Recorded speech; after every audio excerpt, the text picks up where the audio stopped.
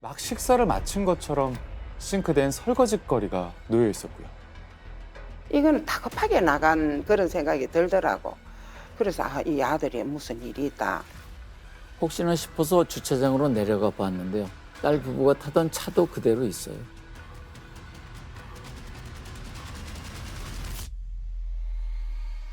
무엇보다 자식처럼 애지중지 키워온 강아지. 이월이만 두고 멀리 간 적이 없었거든요.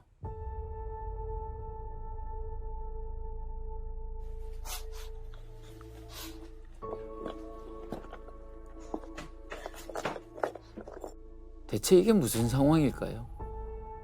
여러 날을 비웠는데 차를 두고 갔다. 애지중지 키웠던 강아지를 두고 그렇게 오랜 시간을 집을 비우기가 쉽지 않은데요. 그런 적도 없었고 네. 뭔가 심상치 않은 일이 생긴 거죠. 곧바로 부모님은 경찰서로 달려갔습니다. 우리 애랑 사위가 없어졌어요. 경찰은 뭐라고 했을까요? 기다려 보재요. 어머니 아버지가 경찰을 붙들고 매달립니다. 하루 이틀 지난 게 아니에요. 강아지만 저렇게 혼자 두고 절대 나갈 애들이 아니라고요. CCTV라도 확인해 주세요. 예? 간절한 외침에 경찰이 CCTV를 확인하게 되는데요. 진짜 미스터리는 지금부터입니다. 2016년 6월 7일 실종 신고가 접수되자마자 경찰이 아파트 CCTV를 확보했습니다. 그리고 곧바로 성희 씨 모습을 찾아냅니다. 당시의 CCTV를 지금 보여드릴 텐데요. 성희 씨가 집으로 돌아오는 장면입니다. 이상한 게 없는지 유심히 봐주세요.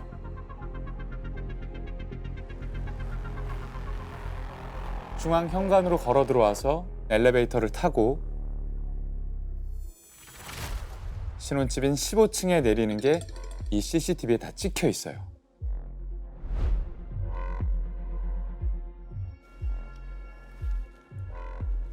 뭔가 특이점이 없지 않나요?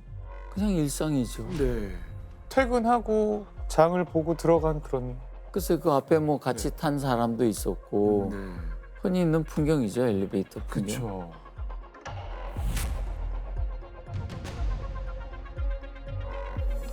그럼 남편은요? 남편도 찍혀 있어요? 물론이죠. 4시간 뒤인 다음 날 새벽 3시 30분 남편도 엘리베이터에 탑니다. 남편이 식당을 운영하거든요. 늘 귀가가 늦었다고 합니다.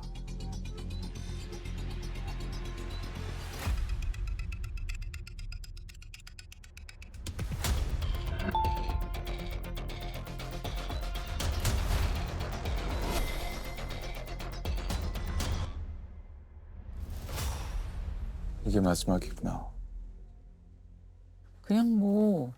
그냥 일상인데. 그러게요. 딱히 뭐 이상한 점이 보이진 않으셨죠? 네.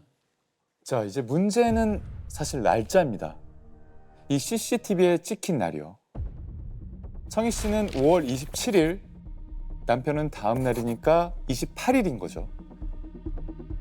아까 부모님이 실종 신고를 한 날짜 혹시 기억하십니까? 6월 7일. 11일 후인 거예요. 자, 그럼 그 사이 어느 날에 집에서 나갔겠죠. 분명 CCTV에도 찍혔을 테고요. 근데 안 찍혔어요. 집에서 나오는 장면이 없어요.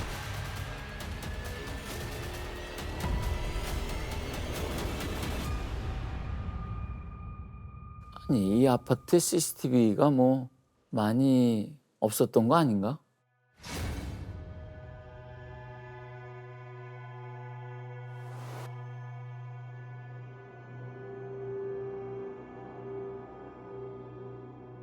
혹시 여기 아파트는 CCTV가 몇 대예요?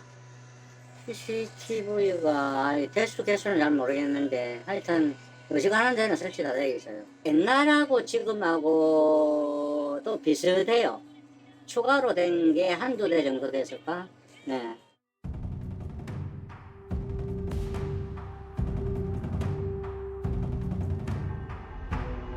총 21대의 CCTV가 설치되어 있습니다.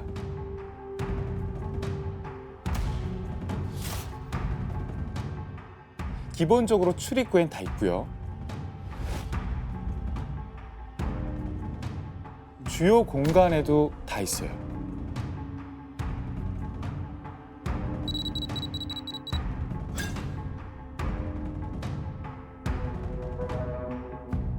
그럼 혹시 잘못 본 건 아닐까요? 나갔는데 못 알아봤다거나.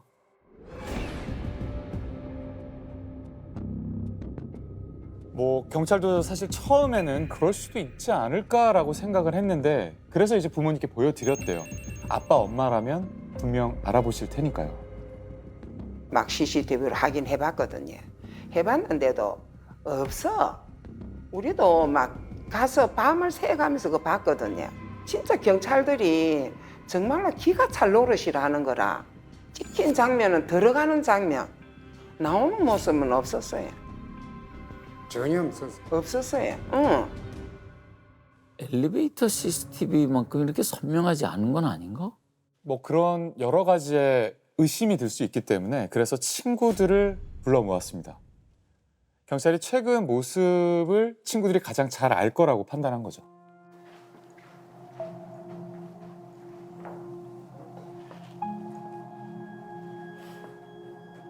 네, 저는 성이랑 오랜 친구, 고등학교 때 1학년 때부터 친구인 합니다.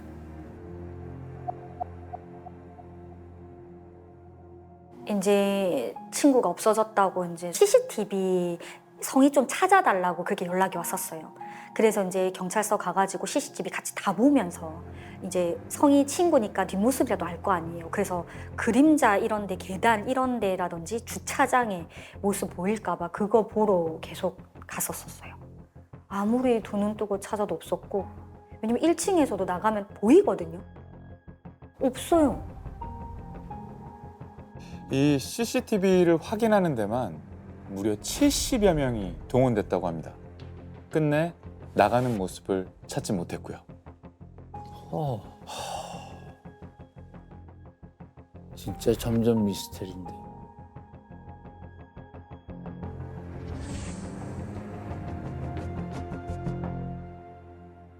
성희 씨 부부는 대체 어떻게 아파트를 빠져나간 걸까요? 지금부터 이 미스터리를 풀어볼 건데요. 일단 이 아파트 구조부터 알아야죠. 네, 제가 잠시 가지고 오겠습니다. 이게 그 아파트의 구조인데요. 총 16층이고요. 성희 씨가 살고 있는 건 15층입니다. 15층이니까 상식적으로 내려가려면 엘리베이터를 탄다고 봐야 하는데 아시다시피 안 탔습니다. 자, 그러면은 현관문을 열고 나와서 비상 계단으로 내려왔다라고 생각할 수 있는데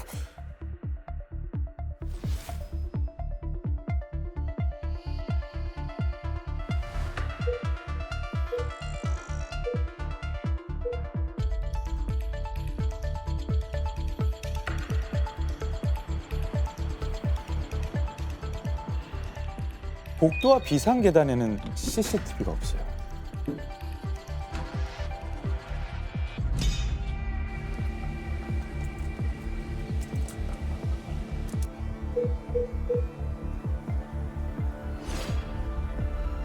근데 문제는요, 출구예요. 건물에서 나가려면 출구를 거쳐야 하잖아요. 당연히 거기엔 출구를 비추는 CCTV가 있죠.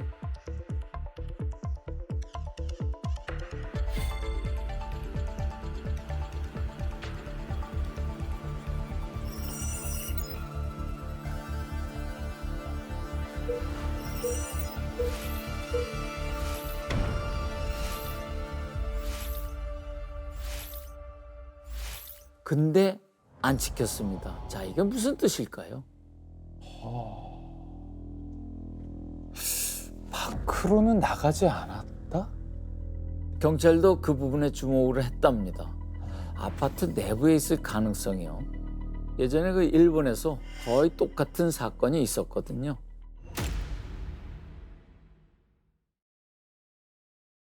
東京江東区のマンションに住む女性の行方がわからなくなっていた事件で 한 맨션에서 여성이 행방불명이 됐는데 들어가는 모습만 CCTV에 찍혀 있고 나가는 모습은 없었답니다. 성희 씨 사건과 똑같은 거죠. 나중에 범인을 잡고 봤더니 逮捕された星島容疑者は東條さんの2部屋隣に住んでいます 실종된 여성의 옆집에 살고 있던 이웃이었습니다. 밖으로 나간 게 아니고 건물 안에 있었기 때문에 CCTV에 찍히지 않았다는 얘기잖아요. 그렇죠. 자, 경찰도 아파트 내부부터 수색에 들어갔습니다. 한 집 또 한 집 일일이 방문해서 확인을 했는데 아무것도 안 나왔습니다. 혹시나 싶어서 비상계단으로 갈 수 있는 옥상, 지하 싹 다 뒤졌고요. 심지어 물탱크까지 열어봤대요. 근데도 없어요. 아무 흔적도 없어요.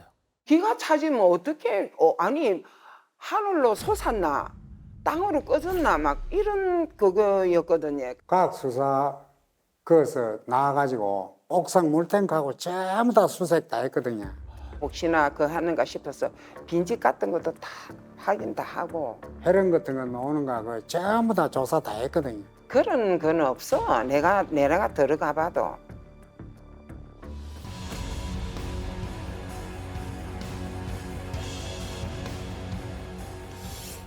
점점 끔찍한 상상이 드는데 굉장히 위험한 쪽으로밖에 생각이 안 드는. 그렇죠.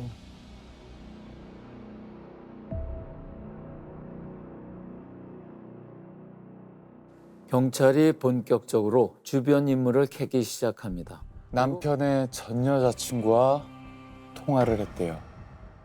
저녁쯤에 전화를 했다고 들었어요. 거의 밤 시간대쯤. 절대로 너는 이랑 결혼을 하면 안 된다. 내가 가만히 있지 않을 거다. 너희 결혼식에 가서 내가 다 난장판을 만들 거고 내가 알고 있는 깡패들을 다 불러서 너희 결혼식 절대로 진행을 못하게 만들 거라고 협박을 했다고. 전해 들은 내막은 이렇습니다. 남편의 전 여자친구는 다른 남자랑 결혼을 해서 외국에 살고 있어요. 근데 자기 전 남친이 결혼하는 꼴은 못 보겠대요. 무슨 수를 써서라도 결혼을 막겠답니다. 근데 더 가관인 게 이 협박이요. 꽤나 집요했다고 합니다. 시차가 있어서 그 여자가 자기한테 전화하는 시간이 밤 시간이었다고 하더라고요. 정확하게 뭐 일주일인지 뭐 그 정도인지는 모르겠지만 며칠 동안 비슷한 시간에 전화를 계속 받았다고 알고 있어요. 근데 성희는 그 전화를 꼬박꼬박 받았던 것 같아요. 악몽이었겠다. 자, 이렇게 해서 남편의 전 여자친구가 유력한 용의자로 지목이 됩니다. 협박 전화 말고도 수상한 행적이 드러났거든요. 성희 씨 부부가 실종될 즈음에 이 여자가요. 한국에 들어왔습니다.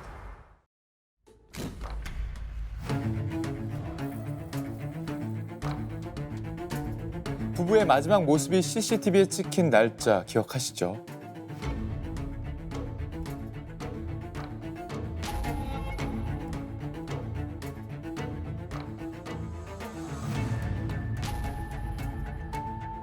부모님이 실종 신고한 날은요, 6월 7일이죠.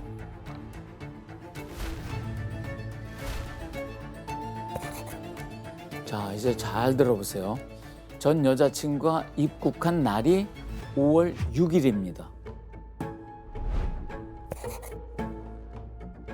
출국 날짜는 6월 7일입니다. 실종 신고 접수되고 수사가 시작된 바로 그날이에요. 혼자 온 것도 아니었어요.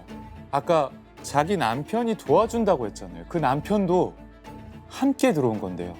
전 여자친구보다 보름 늦게 들어왔다가 같은 날 출국한 걸로 확인이 됐습니다.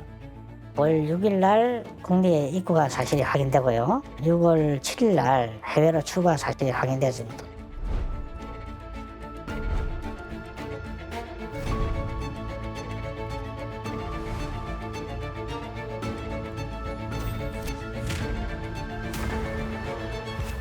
더 이상한 게 있어요. 전 여자친구가 국내에 한 달 정도 머물렀었잖아요. 그럼 그 한 달 동안의 시간을 뭘 하면서 보냈을까요? 경찰이 외국에 있는 전 여친한테 요청을 합니다. 한국에 와서 조사를 받으시라고. 왔을까요? 대신 변호사를 선임했어요. 할 수 없이 경찰이 서면 질의를 보냅니다. 입국한 목적은 뭡니까? 여행입니다. 한국에 입국해서 출국할 때까지 본인과 남편의 행적은 어떻게 됩니까? 여행 기간은 2016년 5월 6일부터 2016년 6월 7일까지입니다. 이동 수단은 대중교통, 열차, 택시, 버스, 지하철을 이용했고 비행기와 렌트카는 사용하지 않았습니다. 경비 지불은 현금, 하나와 달러를 사용했고 본인 명의의 계좌와 카드가 없습니다. 만난 사람 없습니다. 여행 일정 부산시, 서울시, 서해안으로 보령시와 군산시, 목포시, 여수시, 안양시 그리고 6월 7일 남편과 함께 출국했습니다.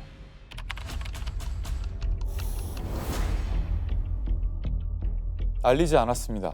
이유는 남편과 둘만의 여행을 하려고요. 성희 씨한테 왜 협박 전화를 했는지 물었거든요, 경찰이. 그녀의 답은 그런 사실 없습니다. 성희 씨 남편과는 무슨 관계죠? 헤어지고 말고 할 것 없는 친구 사이입니다. 정식적인 연인 사이가 아니었습니다. 한마디로 다 아니라는 거죠. 자, 그럼 이제 어떻게 해야 하는 겁니까? 용의자는 외국에 있는데. 경찰은 인터폴에 적색 수배를 요청했고요. 그리고 드디어 전 여친이 현지에서 검거가 됐습니다. 경찰이 인터폴에 적색 수배를 의뢰해 중범죄자에게 적용되는 적색 수배를 내리면서 곧바로 체포영장이 발부되고 A씨의 여권도 무효화됐습니다. 신병인도를 위한 재판이 현지 법원에서 진행되고 있습니다. 이제 여기로 데려와서 조사만 하면 되는 거예요. 늦었지만, 너무 늦었지만 이제라도 진실이 드러나는 걸까요?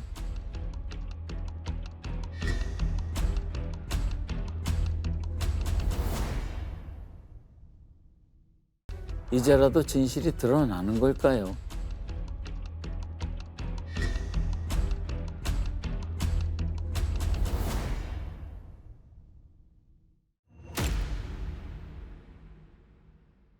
귀국에서 청구한 범죄인 인도 요청을 기각한다.